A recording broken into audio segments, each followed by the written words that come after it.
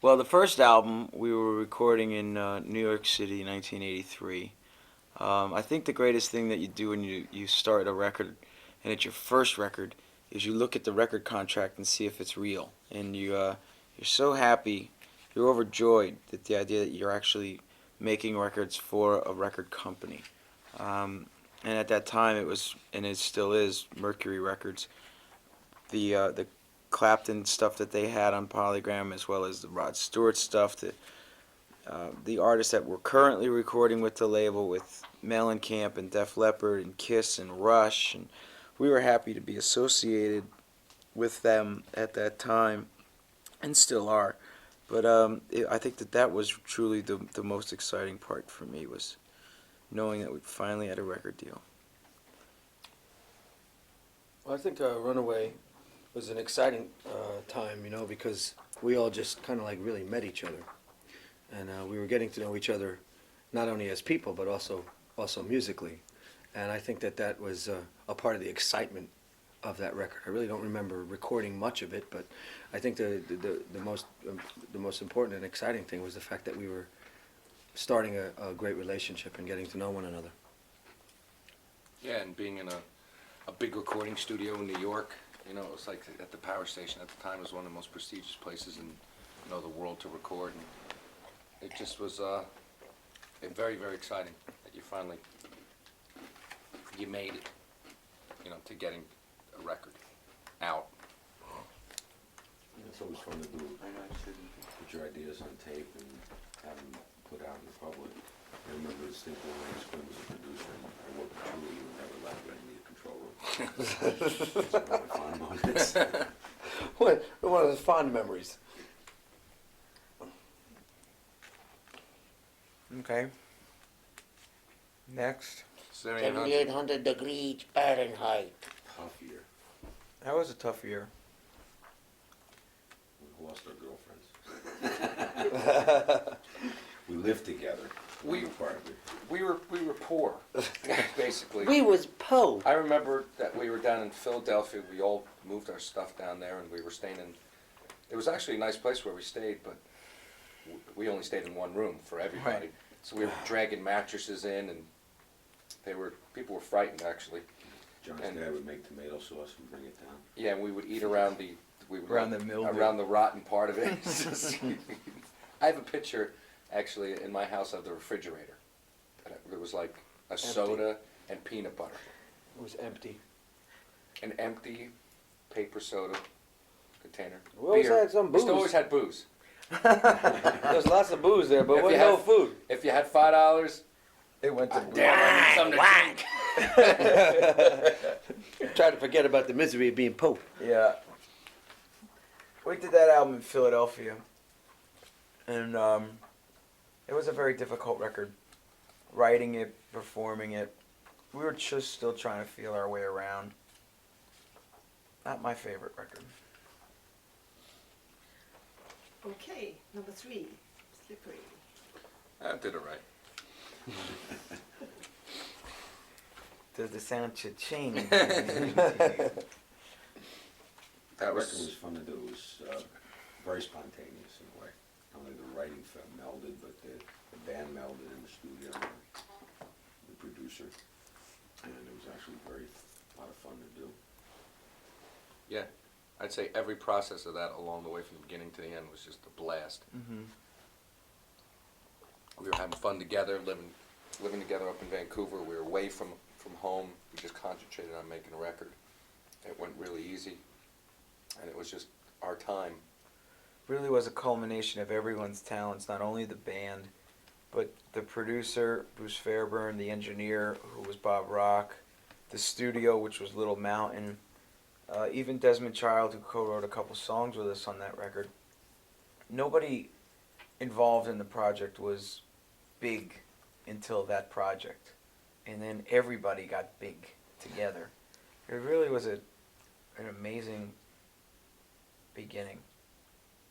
Yeah, I think that we really came into our own as a collective group. It was totally a lot of fun to make that record, and we knew we were onto something, and the songs just kind of like were the best songs we had written in our life, I think, at that time. The Living on a Prayers and Wanted Dead or Alive and Never Say Goodbyes and that stuff. It was just seemed to be the best material and most suited for where we were at that time. So it was a very destinational success. Then New Jersey.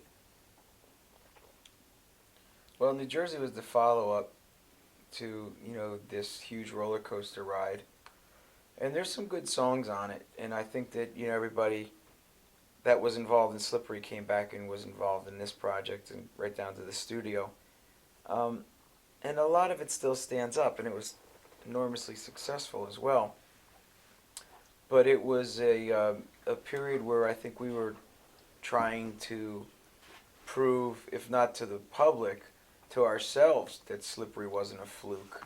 So we worked twice as hard to make New Jersey a great record, and that caused us to get exhausted, physically and mentally. It just ran us down. And the tour was extensive, to say the least. But though it was successful, it took its toll. And there was 2 more #1 singles on it, and 5 top 10 singles on it. And I guess it sold about 10 or 12 million copies. So it did all right. Yeah. Not much. Yeah, there seemed to be a tremendous. It was a tremendous trying time, I think, for the band, and the word fluke is a fish, and Yeah, you're trying to prove we didn't have 2 eyes on one side of our head. exactly correct. Yeah, so I mean, it seemed, now looking back on it, although there was a lot of hits and all that stuff, it seemed that we were really trying really hard to present ourselves in a stance of longevity, and we did succeed.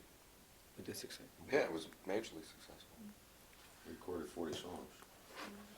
We were like trying to do 2 records at once, I think.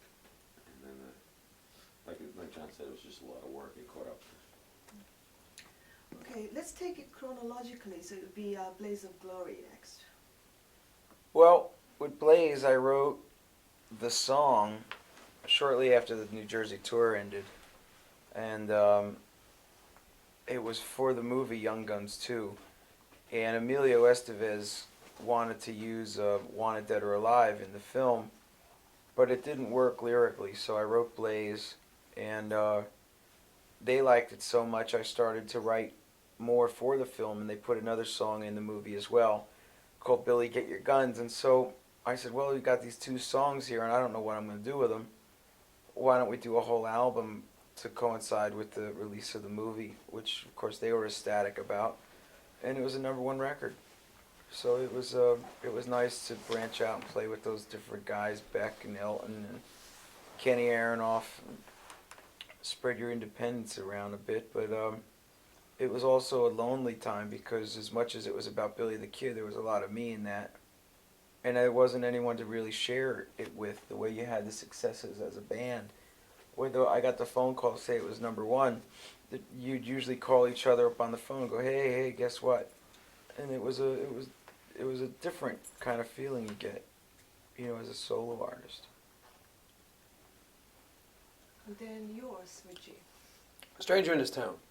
The search for individuality, I think, that certainly was it. I mean, the joy of searching yourself in your heart to find out who you are as an artist individually is a very wild thing, because it's fun in one aspect, and again it's a lot of work in another aspect, because looking at yourself and what you're going to stand behind, it's a very brave thing to do creatively.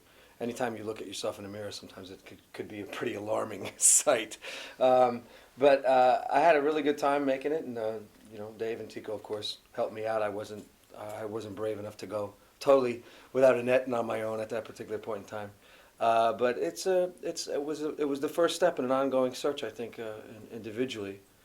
I got a chance to work with Eric Clapton, which was you know, a very big, you know, it's a very big thing for me, because he's one of my heroes. And I had a good time making the record, and I got a chance to stand on my own 2 feet, so it was a lot of fun. And then comes Keep the Faith. Eat the paste. That's where it was all of us together, exactly with that record cover. You know, it was just all the hands back in, and it was we had our break and we rested, and it was time to come back and awaken into the '90s and try to reinvent ourselves. And it was an experimental record. We took a long time in the studio to make it. It was fun to make. I enjoyed making that record because we took the time to explore instead of just putting it right out. Keep the Faith was our introduction to the 90s. We did change our face. It wasn't even conscious. I think we just felt that it was time for a change, and there was more of a social conscience in the lyrics. And it really established us as a band that was gonna be around for a long, long time. A lot of our peers were going away. Radio had changed, and tastes in music had changed. And Keep the Faith proved to be a real solid album for us, personally and professionally. Yeah, I think the '90s. The key word, what happened in the '90s was our business changed and also life changed. And it was about survival. Survival of the fittest, I guess, and survival for the people that were going to be brave enough to actually to make it and survive. And Keep the Faith was a testament to that, because now it seems like every record is about that survival. And I think that with every artist, it's all about that survival now. There's no rest. There's an element of growth for us. It's being able to come back and work together and create together and survive what happened in the '80s. Right, and then lastly you have Crossroad. The big kahuna.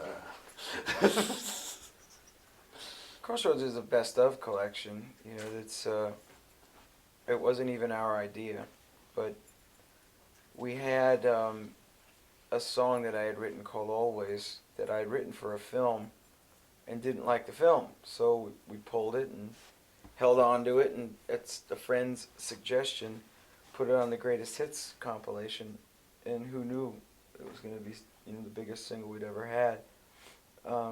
It touched a lot of emotions for a lot of people around the world. And then I think we wrote even a better song in Someday I'll Be Saturday Night. And in most places in the world it wasn't even a single, because Always was just too big. It's got a great lyric, you know, a great story and a real good feel to it. But it's nice because the compilation educates people to your history. And so you have people that are old and people that are young that have never heard it before, and they go out and they buy a compilation. They go, hey, this is pretty good. You know, maybe I'll go back and check out the whole catalog, which people did.